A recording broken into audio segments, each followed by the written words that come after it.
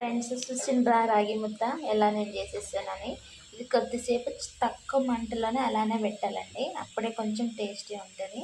మనం అలా కట్టెతే కలిపేసి అలానే దింపకూడదు, అప్పుడు మనకి అంత తినడానికి టేస్ట్ ఉండదు, పచ్చి పచ్చి వాసనగా అనిపిస్తుంది.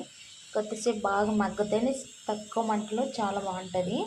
ఇంకొకటి మనకి హెల్తీనండి రాగి ముద్ద తింటే, కానీ ఓపిక ఉండాలి, ఓపికతో చేసుకోవాలి.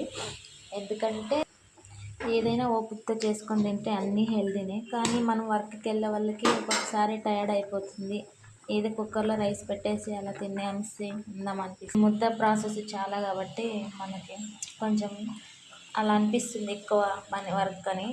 కుక్కర్లో అన్నం పెట్టేసి ఏదో కొంచెం సాంబార్ అంటే తినేయచ్చు. వర్క్కి వెళ్ళే వాళ్ళం మనకి అంత చూసుకోవాలి కదండి, అంత ఓపిక ఉండదు.